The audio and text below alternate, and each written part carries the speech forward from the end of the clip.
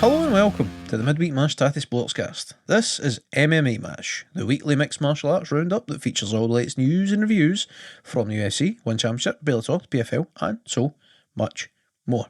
My name is, of course, Mick, and as always, I'm joined at cage side by the man that's more question than answer. It's Mr. Paul Kerr. Bonjour. And the ever controversial Mr. Harvey A. Smith. Yellow snow tastes nice. Leading in with the randomness. One of these days you'll have something controversial prepped. I don't know if I can call that controversial. It's just weird. Right, so I have rhymed off a list of stuff that we cover. However, this week we are primarily just going to cover one championship because that is all that was on this past week. We do, however, have UFC's debut in Paris to look forward to next week, so there will be a wee bit of UFC content as well. So, without further ado, let's get it on. So, as mentioned last week and just to know there, we are talking one championship, and it is that old catchy name, One on Prime Video 1. Mm-hmm. It was One Championship's inaugural attempt at crossing over to the American market, I guess. The first show in their new partnership, if you can call it that, whereby they are being broadcast in the US and Canada on Amazon Prime. Mm-hmm. Well, Amazon Prime Video, to be more specific. Pretty much nailed it in terms of fight card anyway. I don't know what the numbers were like, but they couldn't really have had much better a card to be their inaugural event. Sorry, it was it was a banger. I don't know where my mind just went there. I heard what you said, but my brain just, I don't know what it did. Just blocked me from talking. It was a brilliant card. So it was full of action. It was full of knockouts, knockdowns. Brilliant. It really was. I don't think they could have wrote a better, kind of like they couldn't have scripted it, you know what I mean? To be any better, it really was awesome. I mean, hypothetically, it could have been slightly better had a couple of fighters not been pulled the card, but then that did lead to a couple of matchup changes as well, so potentially fights wouldn't have been as fun. So, very entertaining, man, and right for the jump. Very first fight of the night. Sebastian Kadestam and Yuri Lapisis. What an uppercut. Aye. No, it was straight in Mortal Kombat, wasn't it? Aye. It's perfectly timed. The Romanian, he is Romanian, right? Moldovan. The right. fella who got knocked out. Aye. Like he just steps into the left hook or something, and then Sebastian just uppercut, perfect sweet timing. And just everybody's body weight, man. There wasn't too much like a backswing or like a lean into it. He just the wee hip twist, threw up the uppercut just at the perfect time for Yuri to just walk straight onto him. I mean, and he followed through as well. Like he didn't just uppercut and to hit him. Like he followed through, and it was just put him to sleep straight away. That was like a minute into the fight, I guess. Just shy of a minute. Just under a minute, I believe. Aye. Vicious. So, next Friday night was Isuke Hirata versus Lin Hickwin.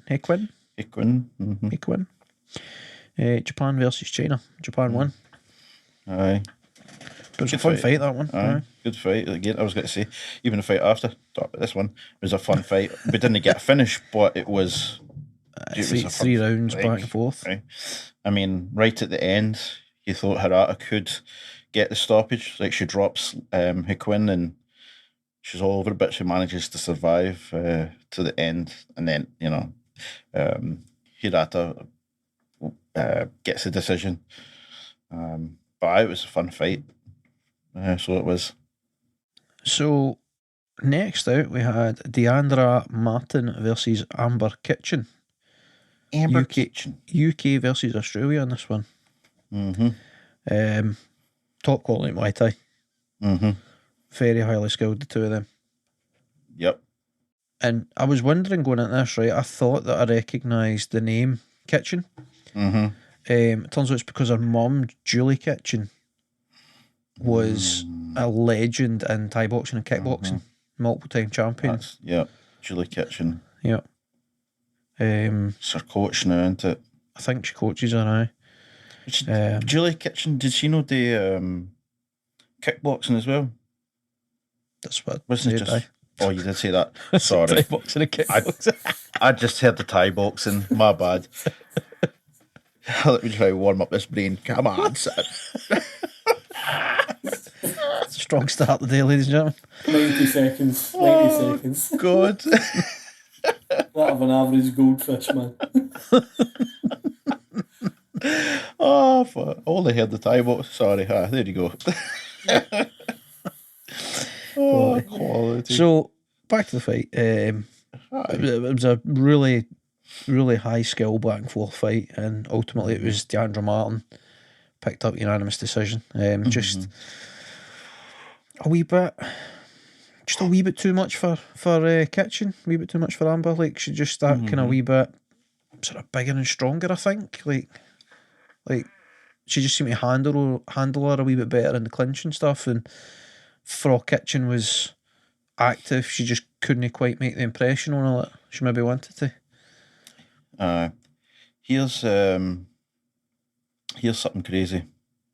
Okay. So, kind of is crazy, but right. So, Amber Kitchen, she started training at the age of 3, right? Right.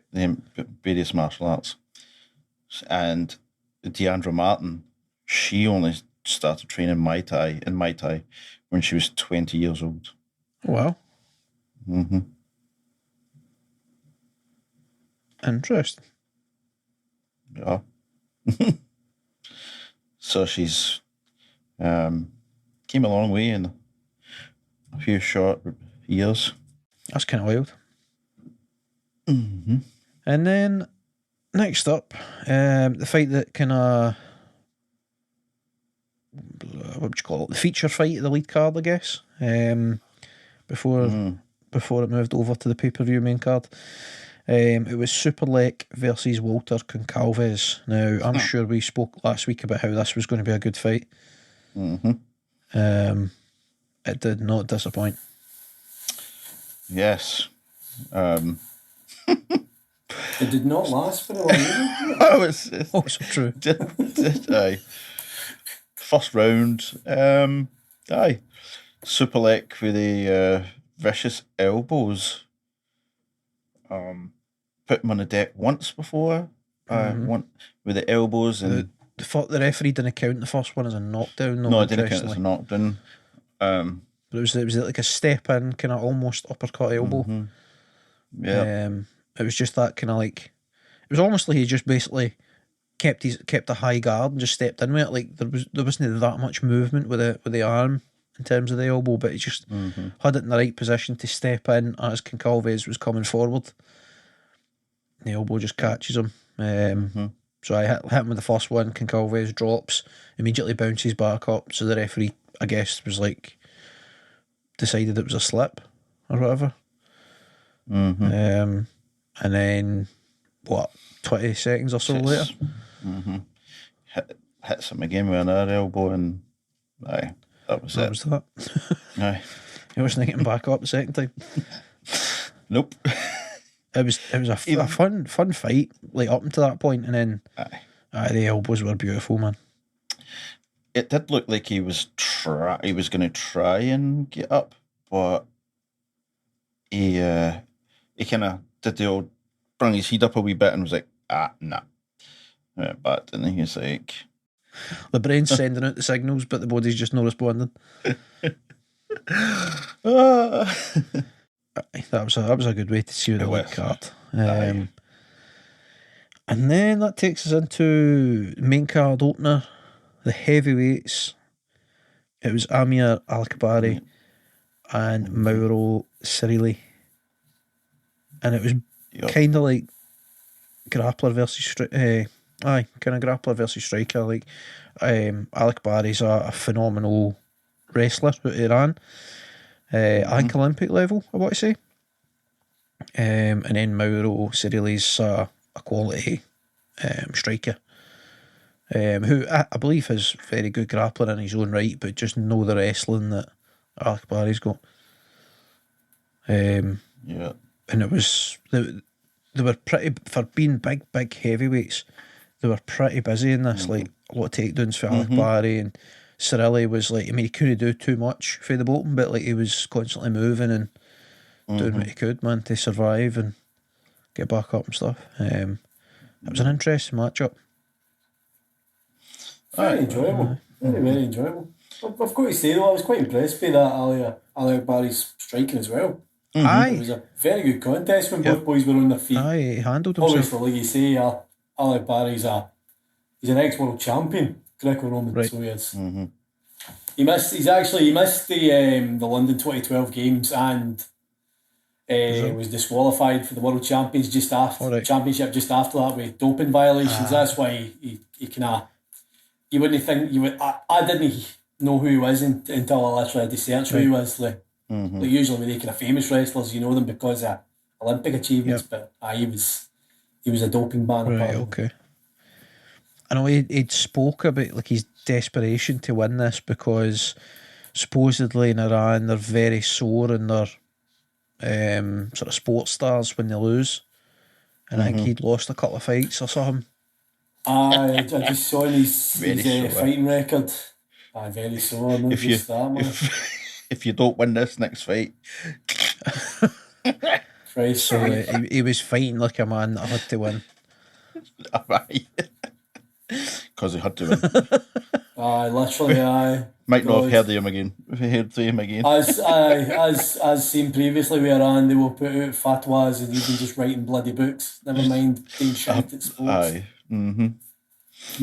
Very weird country, but the big fella did very good though, I would say. Aye, fun fight, man. Very interesting to me, at least. It was it was fun.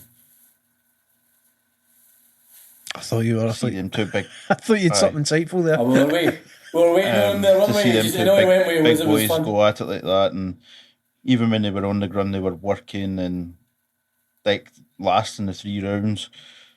Like you didn't really see them gas out as such as you'd see with some other heavyweights.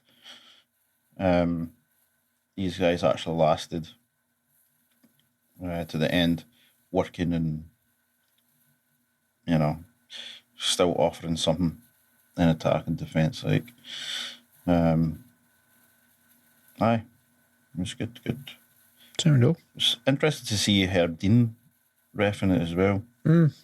Aye. Aye, when I clocked him reffing, I did the old kind of, it's our Herb. Because you don't see him getting out there much. I'm trying to think if I've seen him do one of their fights before. Might actually be the first time. I don't think I've ever seen him reffing there. To be honest. One thing I've got to say about the show in general, the ring announcer, man, love him. Love the guy. Loved his delivery the whole night, man. The whole main card, great delivery, man. Just thought Their production is top quality. Honestly, it was genius. It was a very, very good show. Back to the heavyweights once again for the next fight out, and it was Marcus Buchecha Almeida versus Kirill Khrushchenko. I expected this one to be a wee bit more of a test for Almeida, I've got to say. Sweet Jesus, was this easy? He walked through him, man. Well, he walked towards him and then dropped down and submitted him, but I mean, effectively, he walked through him. I mean, striking for Almeida looked good for the first few seconds. The massive leg kick. Couple of times he needed it. Boxing looked crisp, the couple of shots that he threw, and then he went in for a double leg, and it's something that I have genuinely never seen in MMA in the 20 years I've been watching it. He shot in for a double leg and immediately used that to pull guard. I have never seen a double leg takedown been turned into a guard pull. Never. Maybe like a failed double leg where they then reposition into a bit of a clinch and then drop down and pull guard, but never like straight with the legs, just drop into it like that, man. Crazy. And then I'm inclined to say he then locked up a leg lock and got the heel hook finish, but really he didn't. Like his legs were loose. He rolled into a heel hook and didn't even need to lock up. He just cranked on it, and the guy was like, "Oh shit!" Just panic. He was like, he's like, "Not today." Tap tap tap. That'll do, donkey. The guy seemed like he was. I mean, I don't know if it was full on pain or just the fear of what was happening inside his leg, kind of thing. Like he wanted none of the grappling helmet. I mean, with that guy's name, if you know he's got a body part of yours and he's going to crank on it, it's just a he's such a beast when it comes to grappling. In Brazilian Jiu-Jitsu, man, he's what a legend he is, Pacheco. It was just easy work for him, man. Easy. Very easy. And then, obviously, post-fight interview was just like heartbreaking as well. Did you see that, Paul? Did you watch his interview? Nah, I didn't catch that. Maybe what happened there? So basically, like he was like breaking down. He was dead emotional, and he says that he doesn't know how he's got to the fight and how he's got through that and how he's got through the last 3 weeks his camp, because a close friend and coach he has was shot and killed, I believe in Brazil. So he's lost one of his best mates and then had like 3 weeks left of brutal training, getting ready for this fight, and then the fight itself. And it just, you could see it just hit him after the fight. It just changed completely. He was broken, man. So it was a shame, but like, I mean, it seemed like it was therapeutic in a way. Like he kind of told the story, and the more he spoke about it, you could see it was getting a wee bit easier. And then once they moved on for that, and like he got a bonus, and they were talking about other stuff, like he lifted them up again. But aye, that's a damn shame, man. Christ, you don't realise just how good you've got it, like over here, like living in Brazil with that as a genuine threat, like. That's it, man. Like you go to Brazil, you don't. The thing is, you don't even need to be like right in like the favelas or anything. Like you just be in a taxi going down the road, and the next thing there's guns in your face. So like, I remember when when I was in the Navy, we went to Rio. So you've been to Rio, mate. I've actually been. So there's a thing when you're in the Navy and you go to a foreign country, whatever port you go into, there's always like there's a police officer, right, or a representative of police that comes on, and basically tells you the do's and don'ts, where you can and can't go, etc., etc. Yeah. And one of the things that they said was, if you're in a taxi and you see you're coming up to a red light, tell the taxi driver to drive through it. Right. If you don't, you'll get robbed. Shit, man. Sweet Christ. Literally, and we all thought, it's a joke. Like, nah, it could never be. Literally, one of the lads was in a taxi, pulled up to a red light, and he said literally there was nobody about. And he said as soon as that taxi stopped, there was a gun in his face, dragged out the taxi. The taxi driver took off because he didn't want to get robbed. So, like, he was saying, like, when he was getting dragged at the taxi kind of drove off because, like, in fear, like, so he nearly got run over with the taxi at the same time, basically. Come on. Aye, and the police did say to you, like, if you dare, like, get robbed, then just give him everything. Don't even, just give him, give him everything. Even his huskies for his house in the UK. Jesus. It's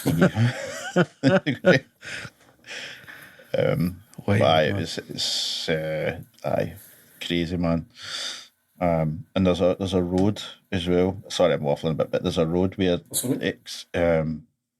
it's like a bypass. Right. Well, kinda. And there's two different areas on each side. Right. On the hill, and it's like they're run by two different gangs. Right, okay. And just at random times of the day or night, they just start shooting each other across the road. Like, Jesus. So, Aye. Well. Aye. So, it's pretty crazy. Aye. You genuinely you don't realise you take life for granted, never mind like where you live and the way of life you've got and stuff, but aye. We've got it like as much as it's horrible the new way like energy prices going up and all the other stuff that's happening, like it's nothing compared to some places, man. Aye. Right, back in the fights. Let's cheer ourselves up. So next out was the flyweight Muay Thai World Grand Prix semi-final fight between Panpayak Jitmungyong versus Savas Mikal. And god damn, it was another fun fight. Aye. Jitmungyong is just ridiculous. Mm-hmm. There's so many high level Thai boxers and kickboxers in one. It's unreal. Mm-hmm. It's crazy. Outside of Glory Kickboxing, one championship probably has like kind of across the board the highest level striking out of any organisation across all sports. Mm-hmm. The amount of talent they have is unreal across the board, across the divisions, and between their Muay Thai division, their kickboxing division, and even MMA as well. Like they have phenomenal talent in one. I really hope that this is done well for them on Amazon. By the way, like I hope they get some love in America because they deserve it, man. Top quality production and the talent that they have. I can't understate how rich it is in terms of talent. But anyway, back to fight. We're doing a bit of waffling today. Aye, cracking fight and what a knockout. Leon Edwards who? Exactly, very similar type of kick to finish this play off. It's where I think one of a massive chance as far as getting attention in the West, showing these boys off, because the skill level is so high and they are Hollywood level excitement when they're patting their man, these Thai boys with the Muay Thai. It's incredible. Yep. Comfortably the better fighter, I think, all the way through it. Aye. I mean, Savas is I don't know what happened to him. I mean, I know what happened, but like, I don't know why it happened. Did you not get the kick or the bit where the kick landed? How it landed. Like, he's been landing. Sorry, fucking hell, brain work. This combo, right, and then body kick. Mm-hmm. So Savas has put his hand and he's just what? That's exactly. You've just explained it, mate. That's exactly it. Like, there you go. But that's what I'm saying. Savas is so seasoned. Like, he should know that. Fall into the trap. You know what I mean? That's the levels to the game, man. Savas is phenomenally talented. He's a very, very good Thai boxer. He really is. Mm-hmm. But Jitmungyong is he's another level up. Like, he was able to set that up. Like, as you say, Savas, he's probably done that to other guys through his career. Like, he should understand that, like, if somebody keeps going to the body, at some point in time they're probably going to go to the head, so you need to be prepared for both. But yet, once you're in the fight, like, when the tails are as good as they are for Jitmungyong, like, eventually you're expecting that body kick, because I mean, it's got to suck, like, getting kicked off. I mean, the flyweights, right? I don't want to take body kicks off of Jitmungyong, even though he's a flyweight and I'm like 100 pounds heavier than him. Like, no, thank you. That is got to suck. So at some point in time, you're going to lose track of what you might do, and all you're thinking is, shit, don't kick me in the ribs again. I was like, that one hurt. So that's the time when you get your jaw taken off, man. Just picture perfect.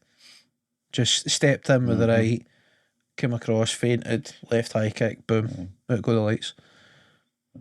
It's because it was same thing. It was a double right. Mm-hmm. He kept in it, double right. Body kick, boom, boom, boom. And then, aye. And the next proper knocked him out as well. Oh, aye. Proper. That was his shin properly squeezed face. Yep. Like, that was brutal. Aye. I hope he's alright, to be fair to him. Aye. Aye, so next one, man. Aye, this is the one that I wanted. Bantamweight title. Holy shit. In the Muay Thai again. Nongo versus Liam Harrison. And Rod Tang gets a lot of love and praise and hype for being like the boogeyman and the, you know, like this sort of unstoppable force out of these wee Thai boxers. But Nongo's a guy that he's been around for years and years, and he's got a similar kind of approach to Rodtang style. He's got that like hard as nails Thai boxer, like you can't hurt me, but I can hurt you with everything that I throw. That's the kind of attitude and approach, and the skills to back that up. And Liam Harrison was very clear in all the sort of pre-fight interviews and everything that Nongo was he was the real boogeyman, he was the proper legit guy, and Nongo proved it, man. Went in there and took 2 leg kicks, and that was that. Leg kick KO, unbelievable. Ripped the. You could just see in the second kick where his leg just straightened out. His leg just said no. Liam Harrison's knee just exploded, man. You can see him. He walked out of the venue, by the way. I'm not that surprised. He's tough as nails, honestly. The thing is, you'll be able to walk, but depending on what's happened, you'll not be able to turn his leg like that. It's crazy. You could see him on the ground, he went to kind of thing, and he was like, nah, and he just looks over and he just kind of shakes his head and raises his hands I can't move it. I can't move. I don't know. He's like, fuck's sake, I can't. I don't know.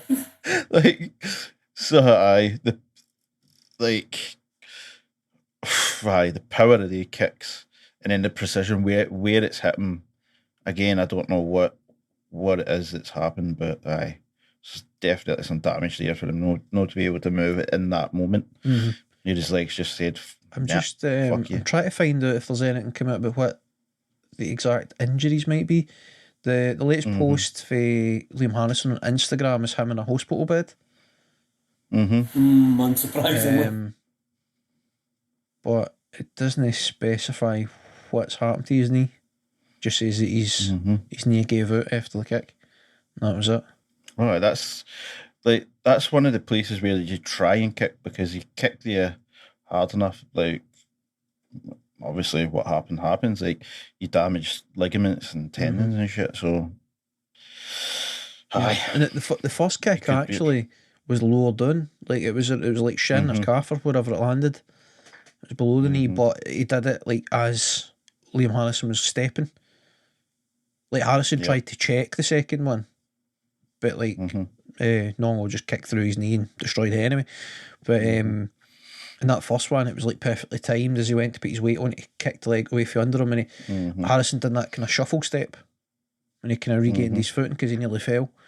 But I think there's every chance that's put strain on whatever ligaments or whatever, and then that second kick's just ripped it apart. Yep. Just brutal. And forget he did kick him a couple of times up with the quad, as well. So brutal, man. Yep. So it looks like he'll probably be out for a good few months. I would think kind of 6 to 9 months would be the minimum.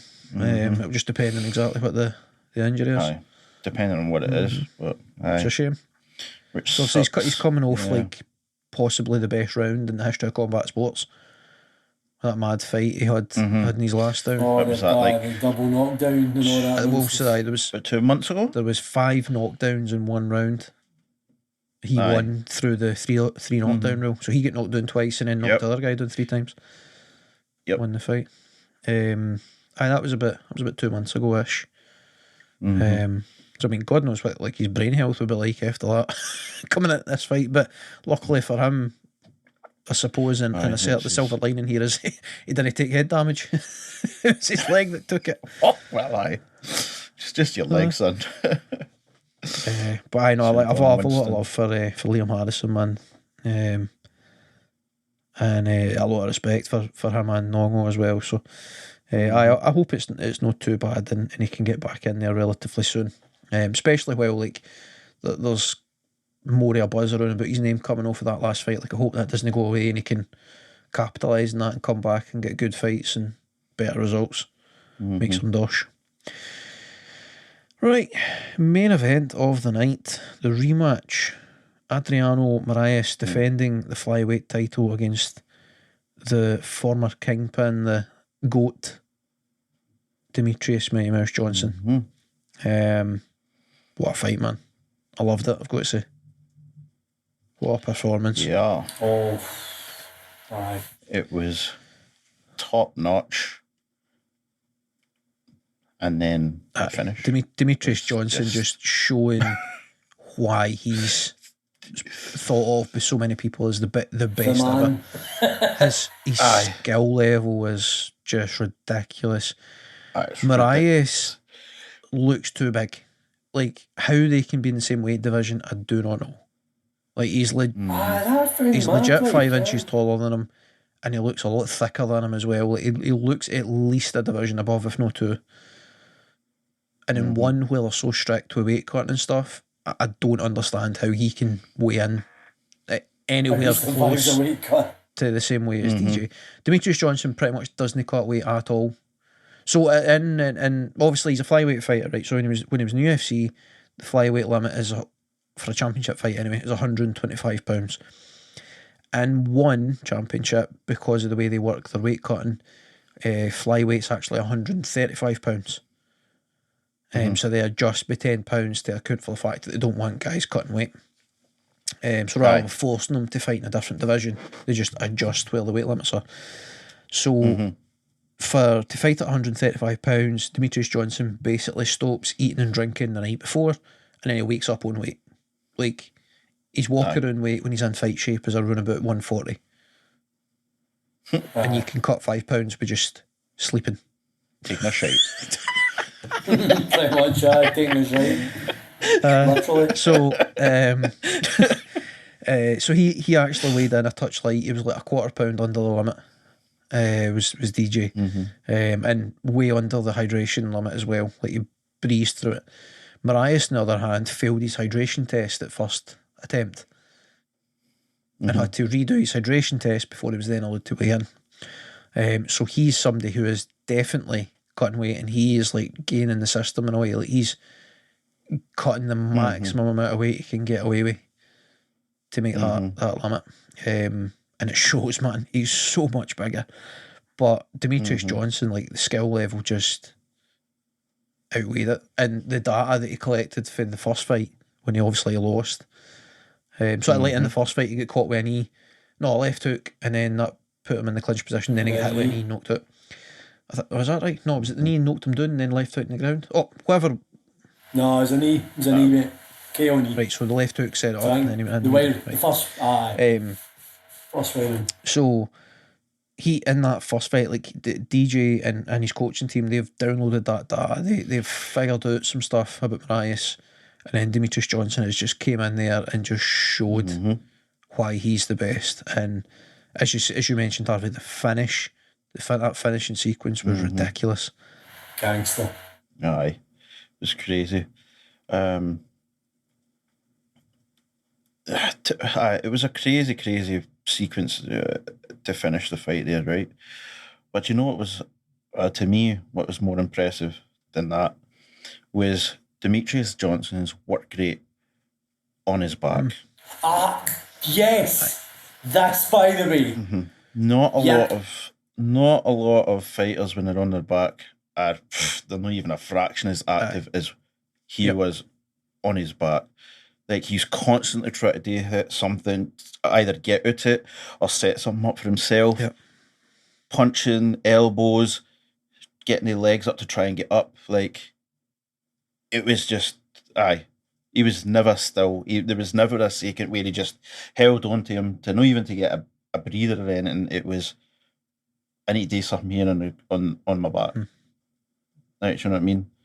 And that to me is, that's awesome. That's what a true champion does. He knows that even if this goes to the judges, I need to be putting something in their head that I won this. I mean, I need to be working on the ground. I need to, not only if it goes to the judges, but I can maybe catch him with something, you know, tire him out. Yep. You could see at the end of each round that he had him in the ground. Like, DJ would be up and jogging back to his corner. That boy's all, his face is all bloodied and marked, like bruised. Like there was clear things that, like you're saying, a judge would look at there. Like, and you'd think it would be the other way around. Aye, because obviously he's in top control. Aye, he's been in top as long. Yep. But aye, I mean, top notch for him, to be honest. Aye, the man. What happened with him in UFC that he? Basically, he was too good, and that's the truth, man. So he effectively wiped out the division, right?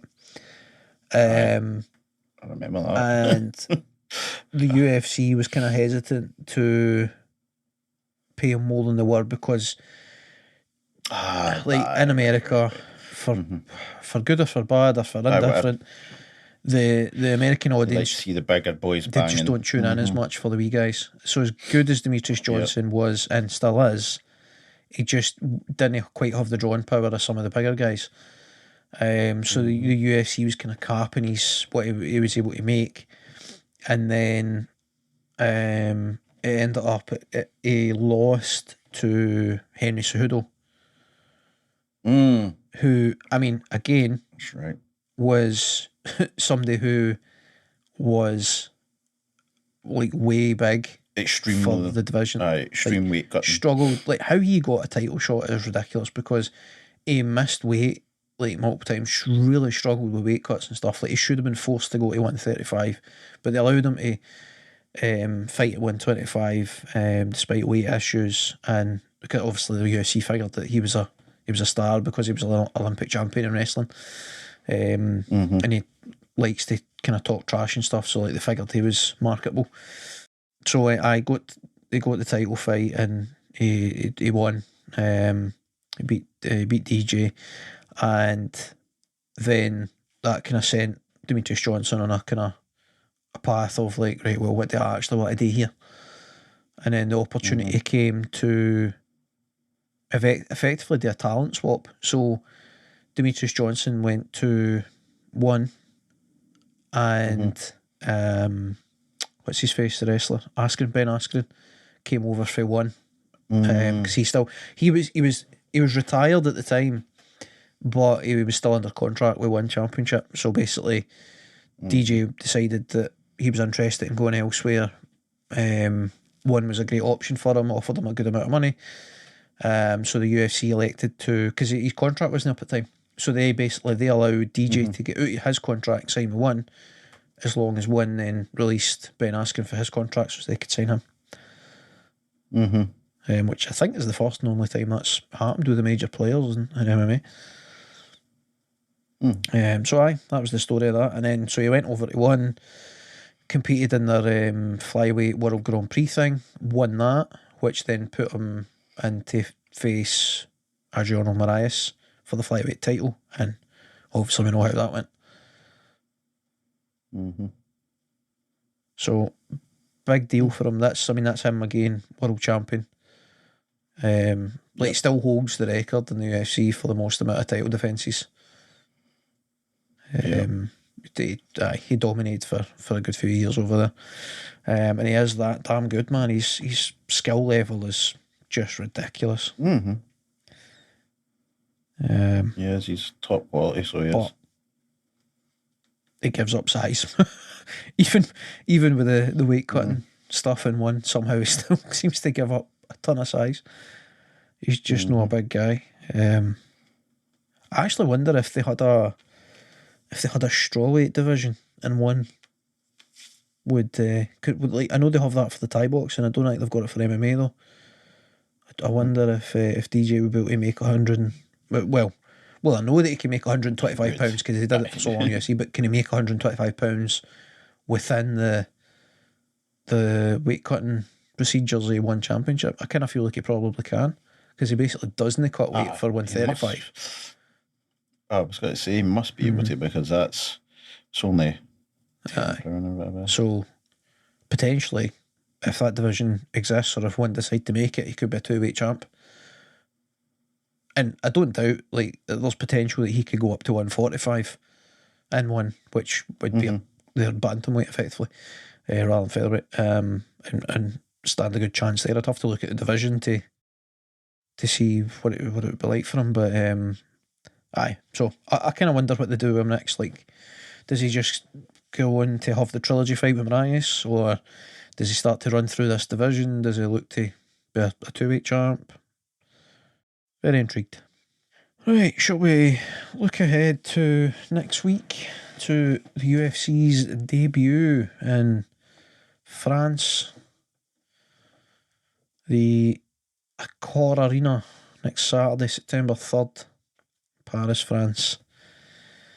Main event of the night is going to be Cyril Gane versus Tai Tuivasa. There's very, very little chance that's going to be a boring fight. Very little chance, yes. Probably worth noting quickly, I'm sure I've mentioned it before anyway, so I don't need to go into detail, but until very recently, MMA was illegal in France, which for a country known for its kickboxers is bloody ridiculous. But you couldn't have professional MMA events in France until very recently. So obviously Bellator was the first major organisation to hold an event there a couple of months ago. Now the UFC is having their debut event next week. So very quickly running through the card, we have on the opening bout Ricardo Ramos versus Danny Henry. Should be interesting. I like that matchup. Nasruddin Imavov versus Jacqueline Buckley. Again, interesting. I'm intrigued by that matchup. Benoit Saint-Denis versus Gabriel Miranda. Good fight, I like that. Benoit Saint-Denis, of course, is the guy who where he was 2 fights ago, was in that fight where he was being a zombie and the fight should have been stopped, but it wasn't. But he's a quality fighter, so I like his fights. Then next to Zara Fern dos Santos versus Aline Perez. Then main card we have Charles Jourdain versus Nathaniel Wood. Good fight. Taylor Lapilou versus Khalid Taha. John McDessie versus Nasra Hakparast. Alessio De Chiriso versus Roman Kopilov. Robert Whittaker versus Marvin Vittori. And then, as mentioned, main event is Cyril Gane versus Tai Tuivasa. So definitely some good fights on there, but a distinct lack of name value, I guess. There's a few guys on there that are either French or have a connection to France, but it's no, like, you would think being their debut event in Paris they'd maybe kind of do a bit better. I don't know if that's harsh to say. You think, being their first one, you think they would want to put on a good show to entice. As I mentioned earlier, Cedric Doumbé was recently signed to UFC, and he was originally slated to be on this card, but the fight fell through for whatever reason. That would have been a big name, especially for the French audience.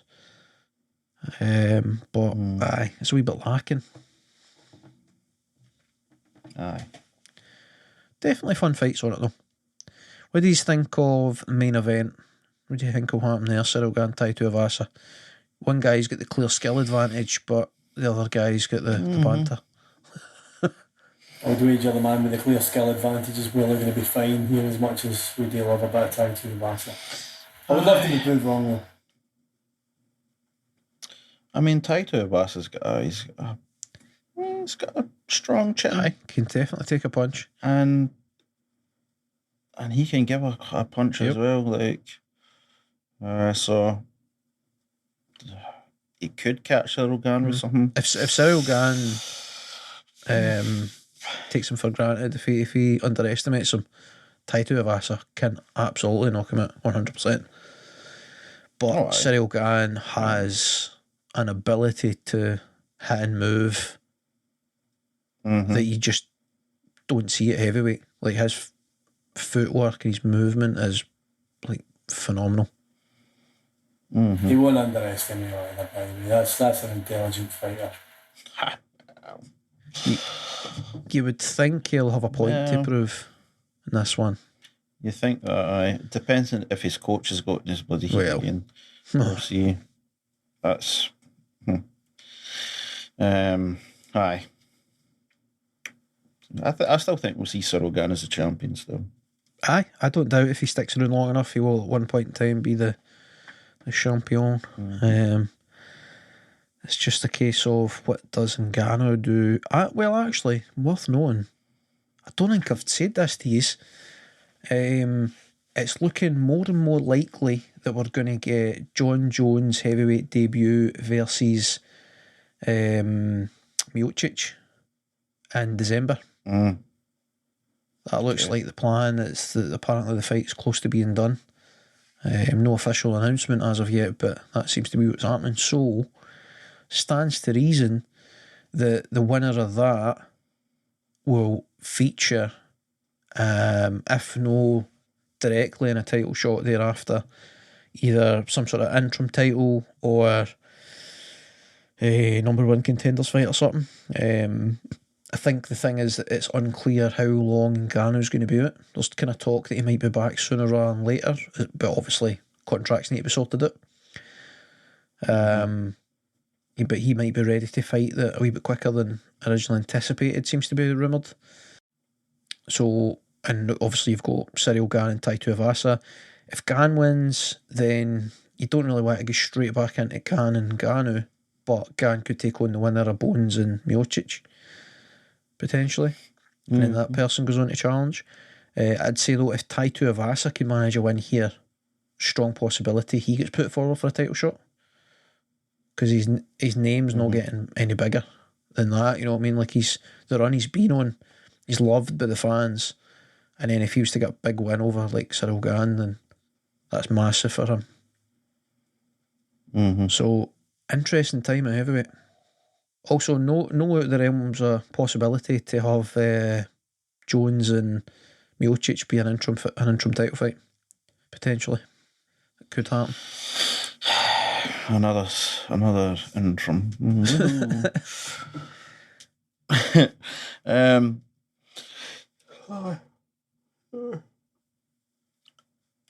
Gane and Jones is actually interests me quite a bit. So it does. Yep. That would be in theory, it should be a good fight to watch. I'm very intrigued to see how John Jones looks as a heavyweight, because he's going to be heavier, taller and longer than almost anybody could fight at heavyweight, which is wild. Like, only Ngannou can come close to him in terms of height and reach and weight. Like, Ngannou would be the heavier guy, but not by that much. Well, it depends how much weight he happens to be cutting at that time.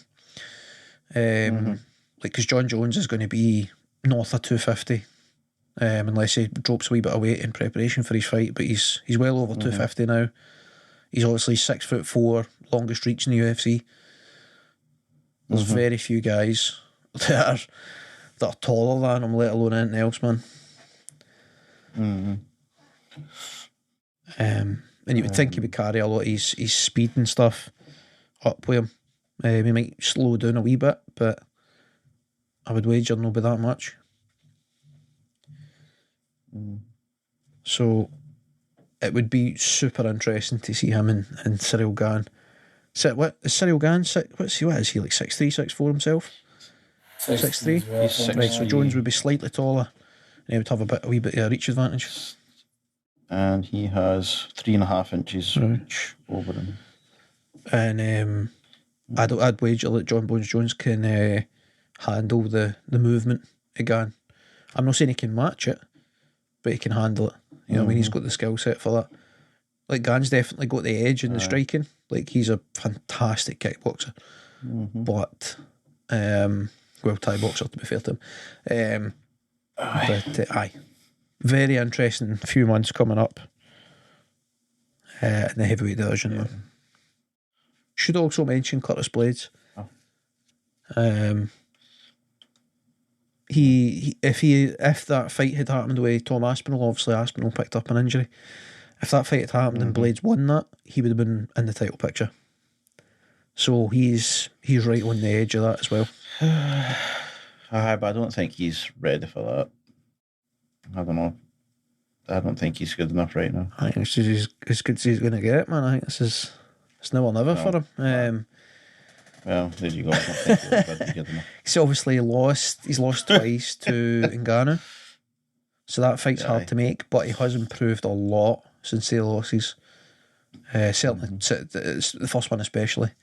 He's much more well-rounded now. Arguably has the best wrestling in that division. His boxing's come a long way, so he's a problem for some guys. Like he would be a serious problem for Cyril Gane. Just because of the style matchup. Like, if you look at what Ngannou did, and Blades is a far better wrestler. Curtis Blades with that, You can make the argument that, well, look what Ngannou did to Blades. Gane would do the same, but would he? Yeah. Aye. Very interesting. But would Cyril Gane let him take him down? That's the thing. Would he? That's a funny thing to say, man. Of course, he wouldn't let him. He might not have a choice in the matter. No. You get what I mean. Would he stay away from him? You've got to think he would. Like with the Ngannou fight, Gane wasn't expecting that. He wasn't prepared for it. Whereas, no, I think versus a Curtis Blades, you know the wrestling's happening, so you've got to prepare for it. Yep. That took Gane by surprise. I think if they fight again, I think Gane wins. Boom. Wait, what? Say that again? I think if Ngannou and Gane... Well, did I say Blades win? I did say Gane. If Ngannou and Cyril Gane fight again, I think Gane wins. You think Cyril Gane beats Ngannou in a rematch? Yep. Interesting. Very interesting. If nothing else, it would be a very different fight, because presumably Ngannou would come in with like 2 working knees rather than just the one for a start. So then they would build up more striking. He wouldn't have to rely on the grappling. Yeah. And then Cyril Gane would also win with a game plan that it could go to the ground as well. Well, not game plan. But then there's the gamesmanship. There's the gamesmanship though of, like, for Cyril Gane's camp, right, is Ngannou, does he now think that this is a path to victory? So is he going to come in and try and wrestle? Or is he going to look to strike this time? That's the thing. If Gane works and he's taking defences and working on the ground and that, he knows that he can outstrike Ngannou. But can he though? Like, he can outmove him, but can he outstrike him? Aye. If they trade punches, can Gane last as long as Ngannou? Oh, no. What I meant by outstrike him, I mean, like, he'll be quick and he can land more punches. Like, he'll be on the outside. Speed, hit me volume, hit me a punch. That's what I mean. I don't mean stunning trade 1 for 1. I think Gane wins, man. But I hope there is a rematch at some point. That would be massive. And I think, well, I was going to say it'd be great to do that in Paris, but then I suppose if this one doesn't go, we'll see how this goes, because obviously, like, Francis Ngannou has a big connection with France, so I don't know. Anyway, that's very much talk for another day. So how do we think we just wrap it up there? I think we've covered everything. What do you say? Aye. You know. Okay, dokie. That's enough waffling then. So, if you have been, thank you very much for listening. I do hope you have enjoyed it. We certainly have. And we look forward to talking to you again next week. I've been Mick, they've been Harvey and Paul. Bye-bye, driver. Ta-ta, driver. Bye. Bye.